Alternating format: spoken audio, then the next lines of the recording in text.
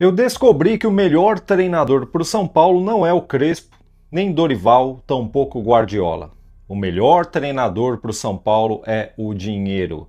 Quando o salário cai, sai da frente. É uma pena que essa diretoria burra não aprende nunca. E outra coisa que a diretoria do São Paulo ainda não aprendeu, não se ligou, aconteceu de novo agora no jogo entre Vasco e São Paulo.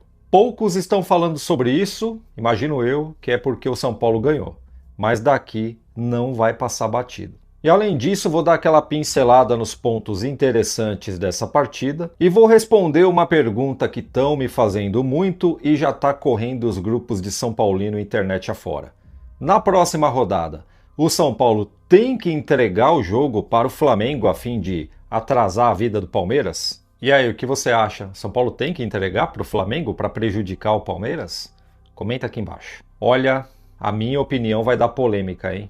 Tem gente que não vai gostar, que eu já sei.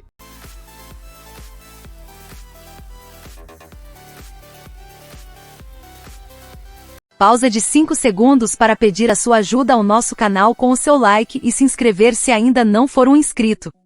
Hernan Crespo tá apostando na base, tanto que convocou 3 jogadores das categorias de base do Sub-20 do São Paulo, né? São eles o Paulinho, o Luca e o Pedro Ferreira, rapaz. Esse Pedro Ferreira joga muita bola, camisa 10 do Sub-20 do São Paulo, do time de Alan Barcelos. Olho nesse jogador aí, tá? Americano. Agora, falando sobre vendas, rapaziada, por quê? Giuliano Galopo e Rodrigo Nestor já é certo que serão vendidos. O Galopo pro River Plate, né, porque já atingiu a meta, e o Nestor para o Bahia. Não atingiu a meta, mas o Bahia já está negociando a compra em definitivo. Vai diminuir o valor, eu vou falar sobre isso no vídeo de amanhã e depois eu trago mais detalhes para vocês aqui no canal, tá, rapaziada? Bom, com essas duas vendas, o São Paulo vai chegar a 325 milhões de reais arrecadados em vendas de jogadores nessa temporada, o que é o recorde na história do clube de arrecadação com vendas de jogadores, tá? Essas vendas aí incluem vendas diretas, né, lucro pelo mecanismo solidário da FIFA ou por porcentagem que o São Paulo tem de outros jogadores, tá? Bom, o recorde até então era de 2022, quando o São Paulo atingiu 228 milhões de reais em vendas, tá? Ou seja, neste ano o Tricolor já está perto de superar em 100 milhões o recorde anterior, tá ligado? É muita grana, né? Vou te falar. Isso porque vendeu mal, tá? Imagina se tivesse vendido bem.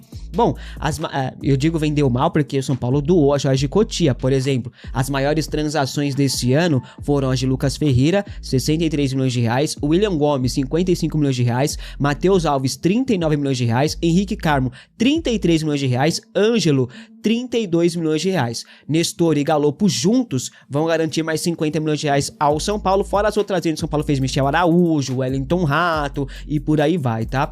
Com esses 325 milhões de reais, o São Paulo garante ali a maior receita de vendas de jogadores em toda a sua história em uma temporada só, tá? Bom, vamos lá. As receitas do São Paulo com vendas nos últimos anos, né? Vamos contar só a gestão do Casares. No ano passado, o São Paulo arrecadou um total de 93 milhões de reais. Em 2023, 120 milhões, 2022 228 milhões e em 2021 76 milhões de reais. Aí você fala assim, beijo, então já era, né? O São Paulo não precisa mais vender ninguém esse ano, tá tranquilo? Não, rapaziada, muito pelo contrário. O São Paulo ainda planeja mais 2 vendas ainda este ano, inclusive a diretoria já comunicou o técnico Hernan Crespo de que vai chegar propostas por Rodriguinho e Pablo Maia, e que se as propostas forem boas, o São Paulo vai vender esses 2 jogadores. A diretoria, ela tem acreditado que vai conseguir ali com os 2 jogadores mais 150 milhões de reais em vendas com esses 2. Convenhamos, o futebol é feito de resenha, você concorda comigo? Se você tirar a resenha, o futebol acaba. Já não tá muito legal de se assistir, aí você tira a zoeira, acabou. E o que sobrou para nós, os São Paulinos, é isso, é dizer que somos tricampeão mundial, campeão de tudo e secar os rivais, sobretudo o Palmeiras. E falando nisso, o São Paulo deve entregar para o Flamengo na próxima rodada para dar aquela atrasada no lado do Palmeiras, considerando que estão os 2 ali brigando pelo título, né? O Cruzeiro, ele meio que foi escanteado dessa disputa aí, e o que me espanta é a diretoria do Cruzeiro não emitir nenhuma nota para reclamar dessa arbitragem tenebrosa. Mas tudo bem, né? Cada um é cada um. Vai ver, eles estão contentes aí com a terceira colocação. Mas sobre o São Paulo entregar, rapaz, eu vou ser bem sincero aqui. O ano passado eu torci muito para o São Paulo entregar para o Botafogo a fim de prejudicar o Palmeiras e tendo em vista que o Botafogo foi muito prejudicado no Brasileirão de 2023.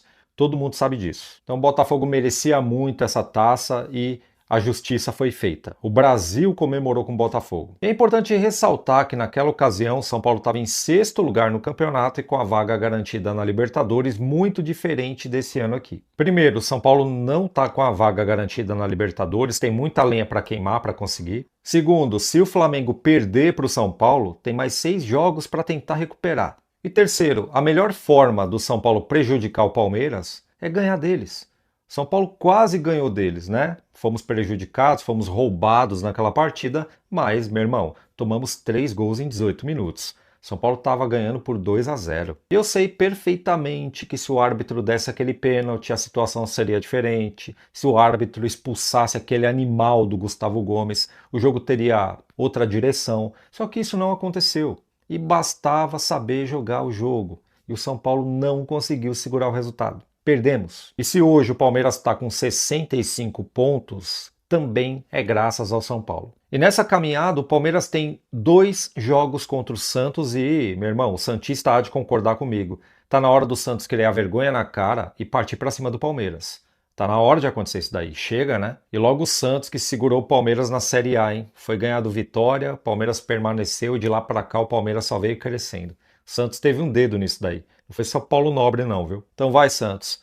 Vai com os 2 pés para cima do Palmeiras e resolve isso aí. Já o São Paulo dessa vez, até porque não é a última rodada, tem que partir para cima do Flamengo e tentar ganhar o jogo sim. Eu não acho difícil ganhar do Flamengo, até porque ganhou do Vasco e o Vasco no segundo turno fez mais pontos que o Flamengo. O Vasco está em ascensão, está jogando muito bem e o São Paulo não ganhava lá em São Januário deles desde 2013. Olha o tamanho do tabu. E o São Paulo foi para lá com 13 desfalques. E o Crespo, astucioso que é, montou o time com aquilo que tinha, só que nesse time algo curioso aconteceu que chamou a atenção do Brasil. Vê se você nota o detalhe mágico nessa escalação. Ele meteu o Rafael, logicamente, né? Arboleda, Alan Franco e Sabino, de um lado Mailton, do outro Enzo Dias, Pablo Maia, Bobadilha, Marcos Antônio, Lucas e Tapia.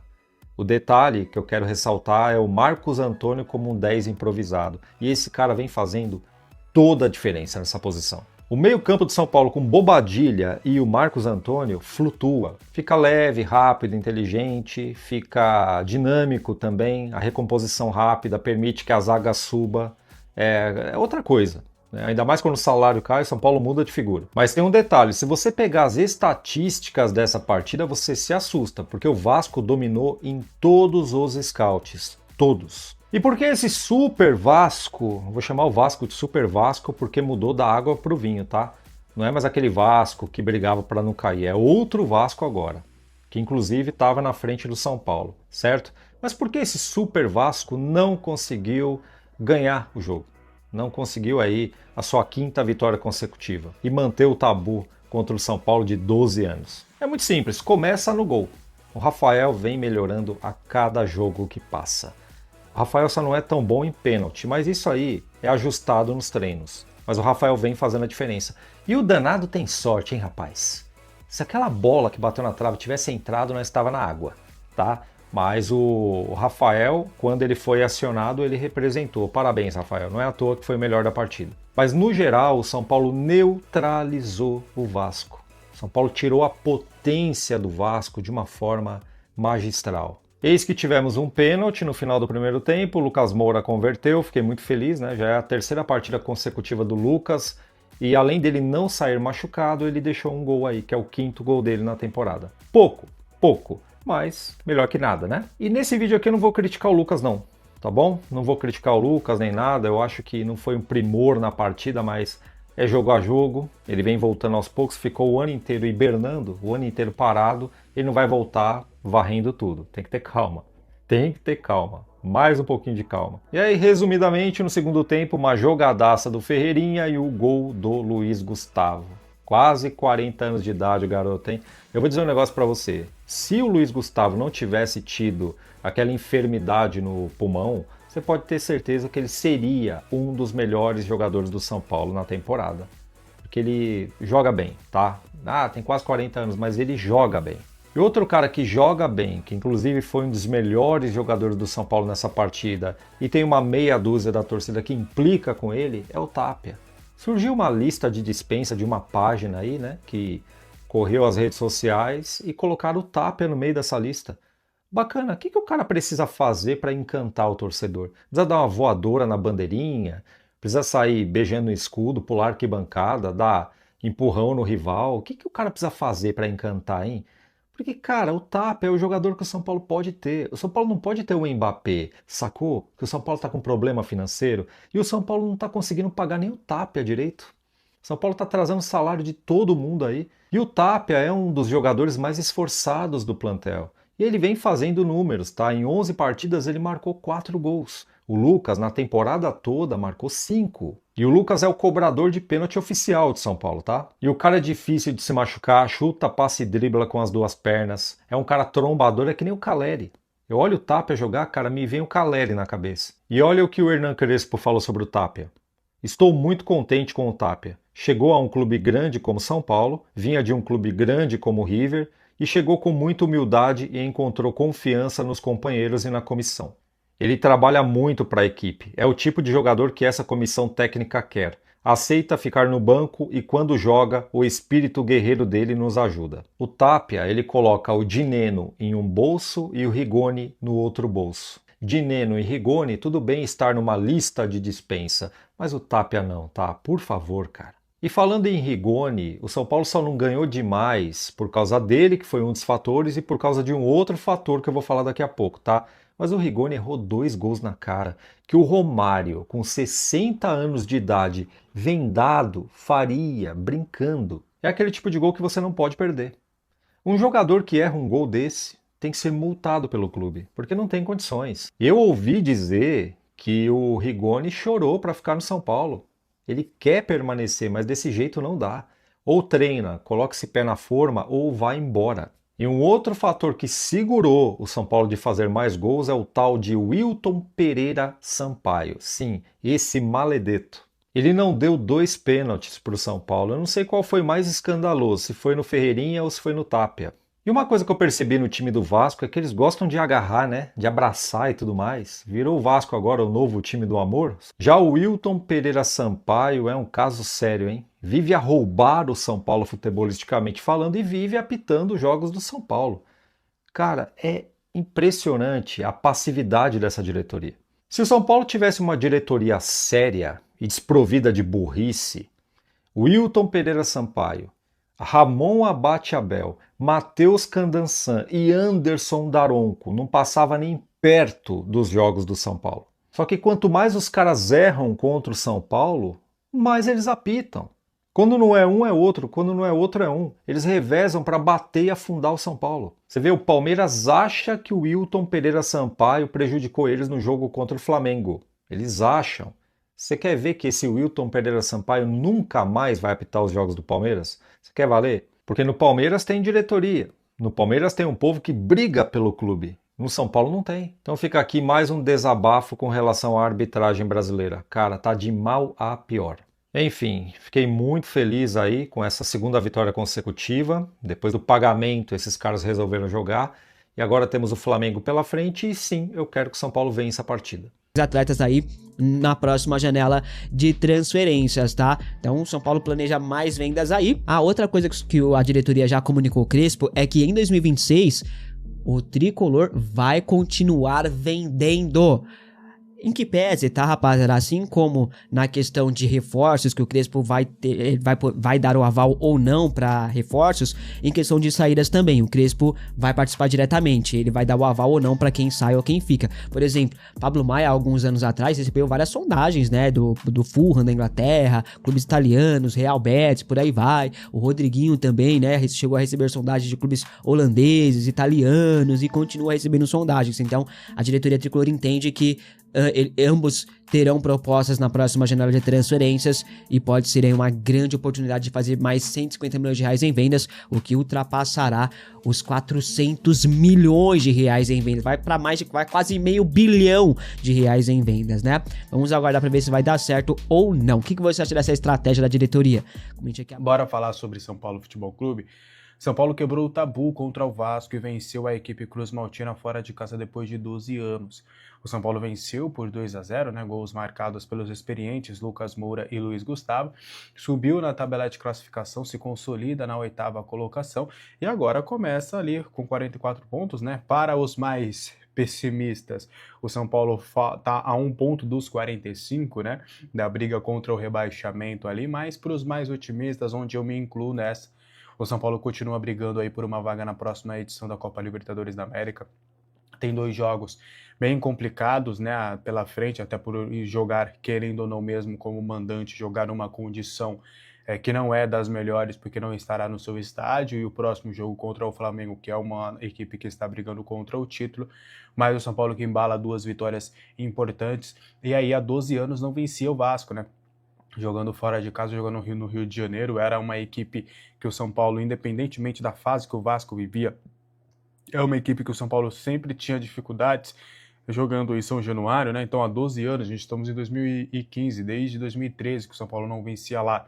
Então prova como essa vitória realmente é gigante, o Crespo que vem quebrando alguns tabus, né?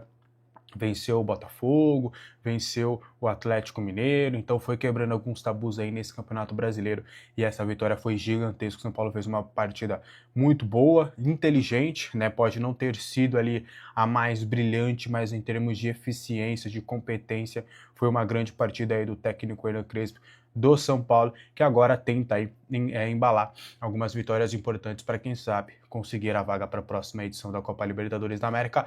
A gente não jogou a peteca aqui e com essa vitória a gente continua com o nosso otimismo aqui, que o São Paulo vai se classificar para a próxima edição da Copa Libertadores da América, a gente torce para isso, já é G7 pelo menos, já está garantido isso, porque a final da Libertadores da América será Palmeiras ou Flamengo, então o G7 já está garantido, tem o Fluminense, tem o Cruzeiro também, que ainda podem ganhar a Copa do Brasil, que pode virar o G8, mas a gente espera chegar lá rapidamente para que o São Paulo conquiste aí uma vaga sem precisar desses pormenores. O que você achou da vitória do São Paulo, dessa quebra do tabu? Eu quero saber muito a sua opinião aqui nos comentários. Precisamos falar da temporada do Rafael e, para mim, ele é o melhor jogador desse time na temporada. É óbvio, né? Acho que isso também entra uma questão muito pessoal, né? Porque alguns podem falar que o Marcos Antônio, por conta da forma com que hoje o time se comporta com e sem ele, né? Ele é fatal para esse time continuar, para esse time poder jogar, para esse time poder ter algumas ações no meio de campo. Então eu concordo, acho que eu entendo quem defenda, por exemplo, o Marcos Antônio como o melhor da temporada. Você pode colocar ali outros jogadores como Enzo Dias também, que jogou muito bem essa temporada, né? E acho que eu não fugiria muito desses 3 nomes, não, como os principais jogadores do time nesta temporada. Mas eu vou no Rafael, pelo menos por enquanto, né? O Rafael, para mim, foi o mais regular, até nos momentos onde o time oscilou mais, o Rafael apareceu super bem, né? Depois da temporada passada, para mim, em 2023, ele já tinha sido o melhor jogador do time na temporada, tá? Ele já tinha sido mais regular.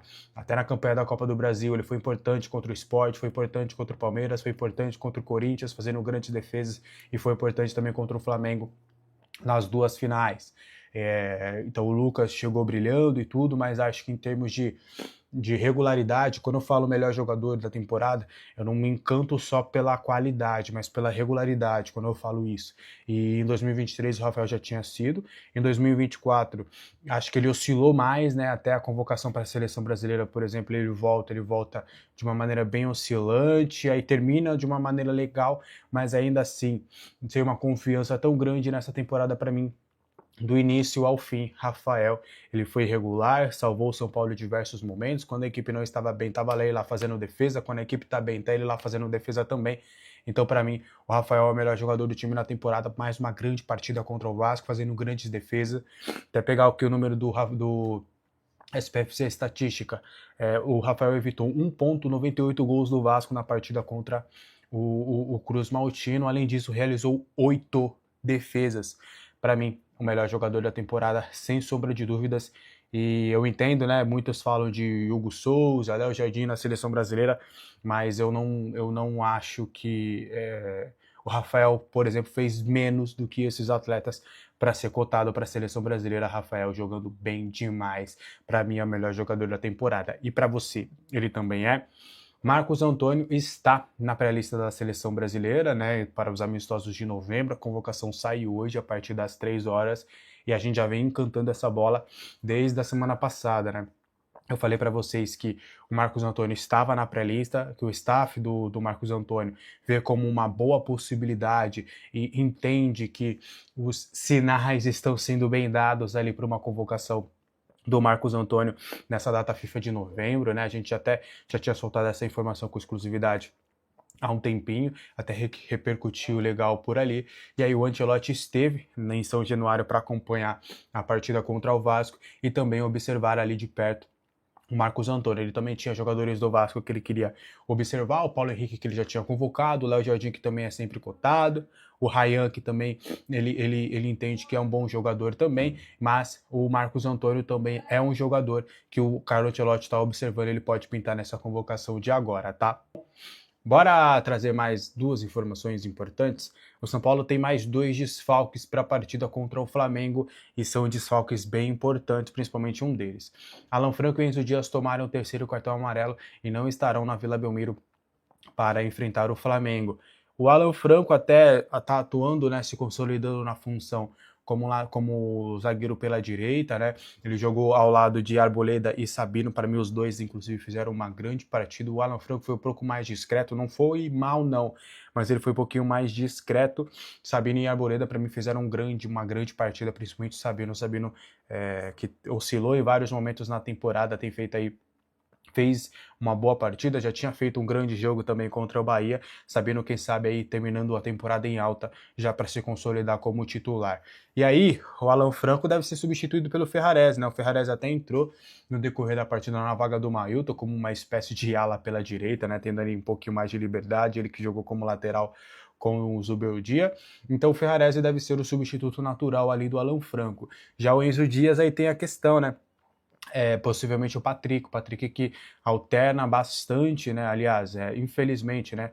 Um Patrick que era muito bem cotado nas categorias de base, seleção brasileira de base, e não tem conseguido ainda se consolidar como atleta profissional. Ele que já está nos profissionais desde 2022, né, 23, 24, ainda não conseguiu deslanchar. Essa temporada teve algumas oportunidades, então é bem capaz, né, se o Crespo não armar nada diferente ali, não trocar o esquema, não apostar no Nicolas, ou até Mike na direita e Mailton na esquerda, se ele não partir para o improviso, a substituição natural seria o Patrick, porque o Wendel tá fora.